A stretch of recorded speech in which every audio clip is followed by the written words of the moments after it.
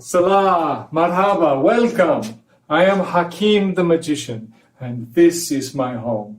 For me, as for all of you, the past year has been taxing.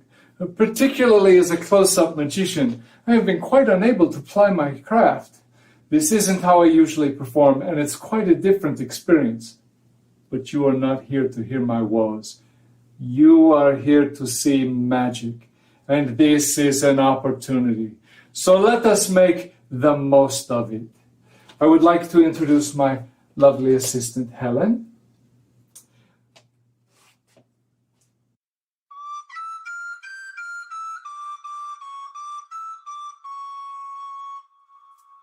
So I want to start by playing with your mind a little bit. Now, this is something you would be able to do at home. So please, play along with me. Follow the instructions. I think you will find this most amusing. First, I want you to raise your right hand. And yes, I know, seeing it from that side, it seems a little odd. But follow my verbal instructions and you should be fine. Raise your right hand and point with it to your left. Now, I do not want to see any other digits, just your index finger pointing to the left. With your left hand, I want you to raise your left thumb and raise it in such a way that it appears that your right finger is pointing at your left thumb. Very well. Very well. Now, I'm going to start you off very, very slowly, and I will do so by showing you in part what I want you to do all at once. Now, what you're going to do is you're going to close your left thumb, going to extend your right finger, going to close your right finger and extend your left thumb. Except you won't do it the way I just did. You will do it all simultaneously.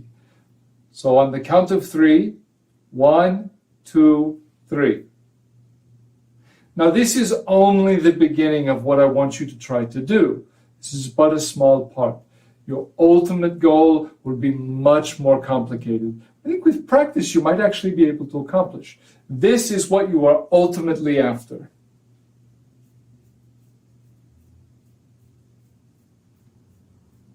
And remember, only one thumb and one index finger should be out at a time.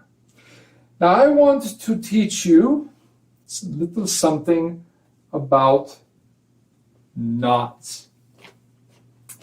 The overhand knot is the most basic knot in all of the knots in the world. And we have all tied it. It is not difficult at all. Just like this. Everyone has tied an overhand knot. But what many people do not know is that it is impossible to tie the overhand knot without releasing at some point one end of the piece of cord into which it is to be tied. So if, purely hypothetically, I were to hold the two ends of this piece of cord and not release them, it would be quite impossible to tie the overhand knot. Helen, would you please join me? And ladies and gentlemen, if you are able to procure a piece of cord approximately this length, by all means do so and give it a try. Play along with this. I think you will find it most magical indeed. What you will do, and you will of course once again be mirroring my actions, hold the cords by its ends, which you will not let go of. Take your right hand, move it back to your chest, and then move it away over your left wrist, holding your left elbow up a bit so that it does not slide back down your arm. Please pull the cord down a good ways so that you have a relatively short loop. Now bring your right hand back up to your chest again, and you're going to go through this U-shaped loop, but you're going to come out to the left of the cord behind it. And put your entire hand through. Do not let go of the cord. Now you're going to come back out through the loop on the other side of the cord. You should have something like this. Very well done. And now once again reminding you, do not let go of the ends of the cords. We are going to roll our wrists forwards and we're going to spill the loops off of our wrists. On the count of 3, 1, 2, 3. You will notice that I have a knot and Helen does not. That is what makes this magic. But you know what? It's no fun if she doesn't get to have a knot, does it? So once again, holding the 2 ends, right hand to the chest, over the wrist and pull down, back to the chest, through to the left, out to the right. Do not do anything, hold perfectly still. Now I will roll my wrists forwards. Of course I have a knot. No one cares, we've all seen that before. Helen, please step in front of me. Release the ends off the wrists. Take the ends back. Show everyone what you have done. And take a big bow. Ladies and gentlemen, a big hand for Helen. Please step back to the side, Helen. Next, I have here a gold ring and a bit of chain. Helen, would you please inspect the gold ring, make certain it has no trapdoors, no mirrors, no openings, no smoke. Make certain it is a gold ring. Are there any holes in it? Actually, there's a hole in the middle. That's what makes it a ring. Helen, please take the chain and step forward. Now what we are going to do is we are going to place the ring onto the chain like so. We're going to lock the ring in place with a twist, and we are going to put a loop about the far side. Now you can see the ring is attached to the chain with a loop about one side and a loop about the other. Helen, would you please take your other hand, grasp the ring by the top, and if you would, say your magic word. Please. A big hand for my assistant, Helen. Take a bow, please. Now, removing the ring from the chain, that is difficult. Do you know what is more difficult? Returning the ring back to the chain. I want you to watch carefully and observe that at no time do my fingers leave my hands. Nothing. The fingers leave my hands. That is some hilarious writing. I sometimes spend minutes and minutes writing these lines. Once again, observe, at no time do my fingers leave my hands. I will place the ring around the chain like so. That is what would happen if I had done it incorrectly. Once again, I place the ring around the chain like so.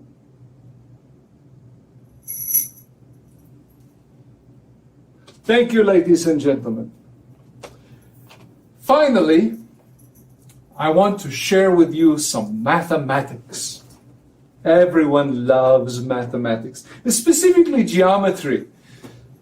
I want to talk to you about the definition of a line segment. What is the definition of a line segment? I feel confident that some of you out there are already saying it is the shortest distance between 2 points. Very interesting, very useful mathematics. Now, a piece of cord is a line segment. And it is a line segment defined by the distance between its 2 ends. So, for example, this piece of cord is defined by the distance between its 2 ends, which are relatively close to each other. This makes this a short piece of cord. This piece of cord is defined by a pair of ends which are a little bit farther apart. This makes it a middling piece of cord. And finally, This piece of cord is defined by a pair of ends which are quite far apart. This makes this a relatively long piece of cord. This made me wonder, what if I were to place the ends of the cords so that they were approximately the same distance apart? What I mean by this is that these three ends are approximately the same distance from these three ends. Would this not make all three of the cords the same length? After all, the ends are the same distance apart, and the cord is defined by the ends, is it not? This does not appear to be the case, no. But why? I mean, we just discussed that the cords were defined by the distance between the ends that should make them the same length. I have a thought on this subject, an idea. You see, what I think happens is that when we put the ends equidistant apart, the cords are no longer between the ends, and therefore not defined by them.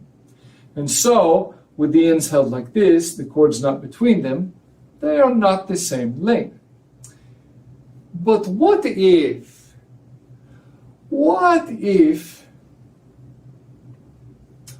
the cords' ends were the same distance apart and the cords were between those ends?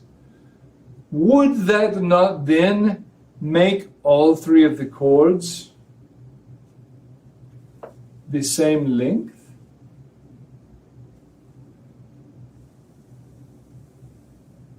Well, I believe it would. But this is, of course, all quite academic, however, because as we know, no matter what I do, the cords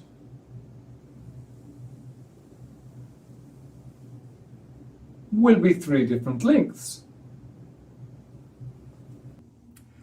Now, sometimes when I perform, I like to use a special deck of cards, and I want to show that to you. I like to use a marked deck of cards. Now, this is something you can do as well, and I will teach you how to do this. What I have here, is a marked deck of cards. And I will show you how to use it. It's very hard to see at first, but with time I will show you. If you would, please select a card and remove it from the deck. And do not allow me to see it. I will turn my back, yes, and show it to the audience. And now conceal it and place it on the top of the deck. And I will cut it into the deck. And what I'm going to do is I'm going to look into the deck and I'm going to try to find the card which is marked so that I will know that it is the one which has been selected. And if I look carefully, and if you look carefully, you will see that there is one with a marking on it. It's a bit hard to see. If you look closely, I think you'll be able to find the marking. It's very subtle, yes, very, very subtle. But this marking is how I know that that card is in fact the chosen card. Now we will set this card aside, and I will allow you the opportunity to do this. So what I will do, if you would please say the word stop at a random moment. Stop. Remember this card. Remember this card. And now it is your turn. I wish for you to find the marked card. Do you see the marked card? Do you at home see the marked card? You do not see it? You don't see the card with the big X on it? Show the audience.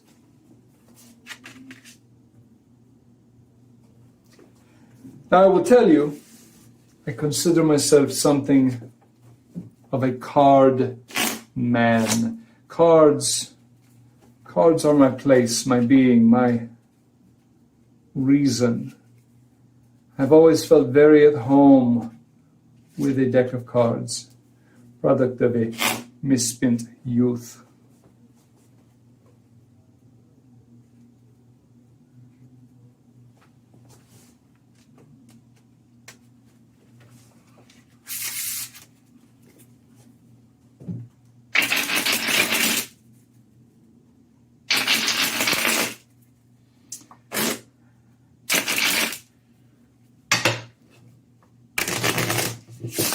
Now what I want all of you to do is I want you to watch very closely this card right here. And I will even show you what it is. It is the two of spades. I want you to watch the two of spades. Keep your eyes on the two of spades. And whatever you do, do not lose the two of spades. How are we doing so far? Have you lost the two of spades? Fear not, we will just start over. It's not a problem. Now I'll tell you what I have just done here. This is actually very, very easy to do. You see, all you need is a deck of cards with nothing but the two of spades in it.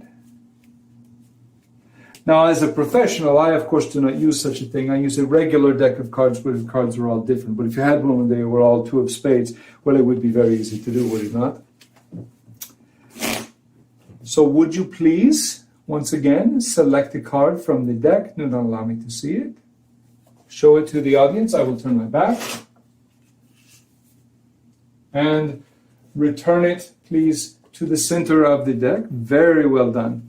Now this time I'm going to make this a bit more of a challenge for myself. I will do so by shuffling the cards, but I will shuffle them in a way you most likely have never seen before. You see, I have discovered the perfect shuffle. A shuffle which complicates the order of a deck of cards better than any shuffle ever devised. And it is not difficult to do. If you like it, and I am certain that you will, please feel free to use it with my permission.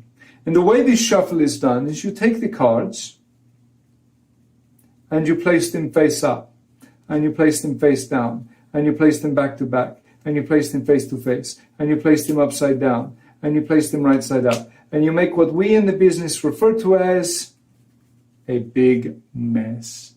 You will see now that I have cards which are face down. I have cards which are face up. I have cards which are faced even back to back. This will make it difficult to find your card, will it not? Yes? But I think we can do even better. Yes, I will take the bottom of the deck, I will invert it, and I will shuffle the two halves, face to face. Now I know what you are thinking. You are thinking, aha, Jackeem, you have clearly, with your great skill, maintained the chosen card right there on the top of the deck. But no, that is not the chosen card, is it? No. Aha, you say, Jackeem, clearly, so skilled are you that you have maintained the chosen card right there on the other top. But no, once again, that is not the chosen card. No, you see, what I must do is I must go into the deck and I must attempt to find the chosen card. Now, I'm going to do so by sensing your thoughts. I'm sensing that your card was a red card. Was it not? Yes. Well, of course it was. They are all red cards.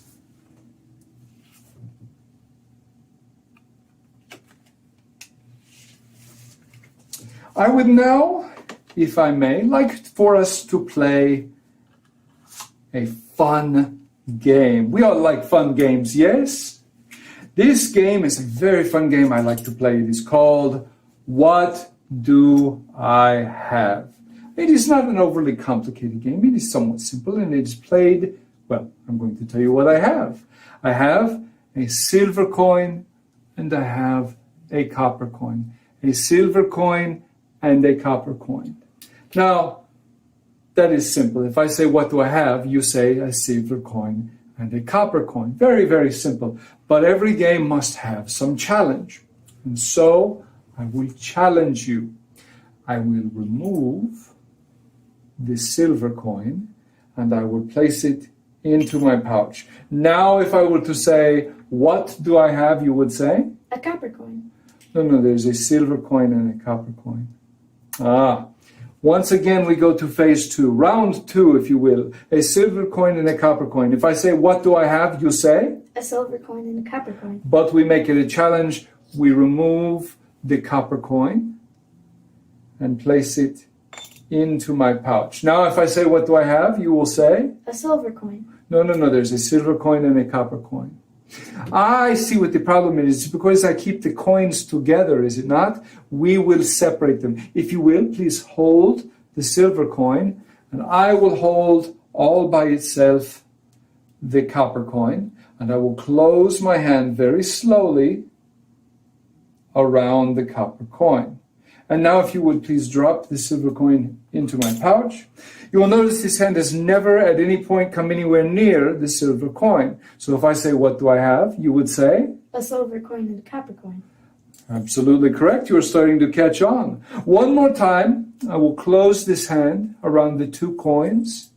I will reach in with this empty hand, these 2 fingers, and I will retrieve only the copper coin. And I will place the copper coin into my pouch. One last time, what do I have? A silver coin and a copper coin. You know, it's not a very fun game. It's kind of dull.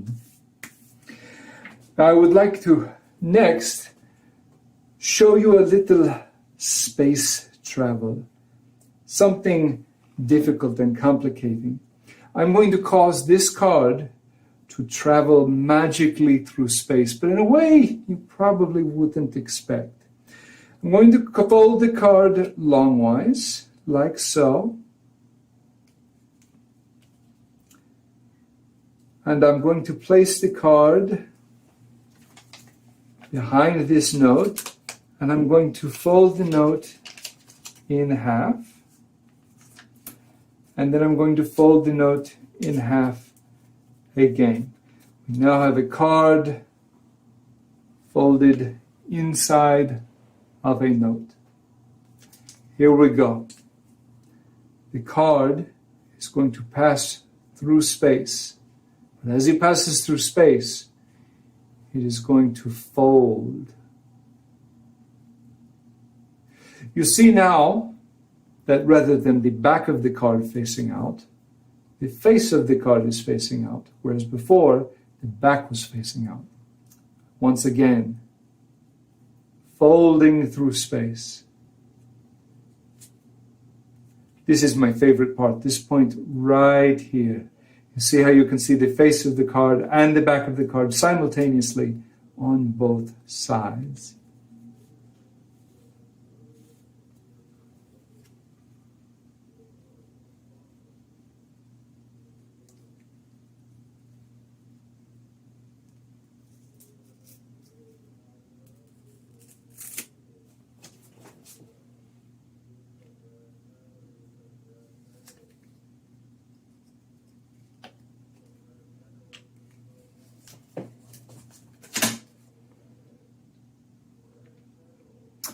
Finally, I'd like to show, do you like mind reading? Yes. Excellent. You are going to read my mind.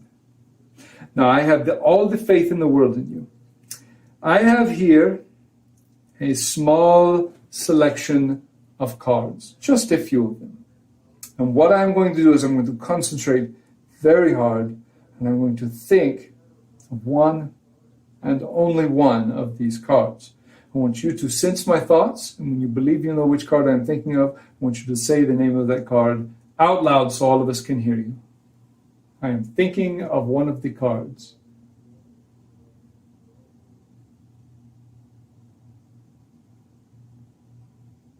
The 8 of clubs. I was, in fact, thinking of the 8 of clubs. Is that not astounding? Is that not amazing? But do you know why I was thinking of the 8 of clubs? I don't know. Because it is the only card with a red back. All of these cards have blue backs.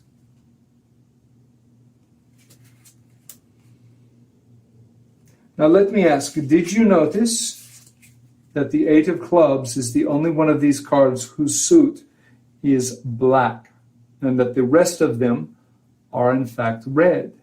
Many people would see that, they would think perhaps that card being different had drawn attention to itself and caused you to say it. Did you think of that?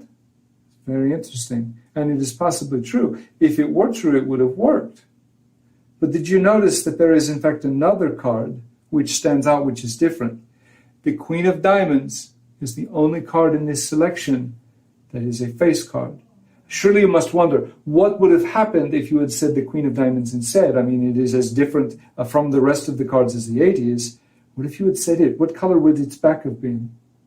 Red. Well, I did show that they all have blue backs, did I not? And that wouldn't have been very interesting unless the rest of them had red backs. Then choosing that card would have been quite magical, would it not?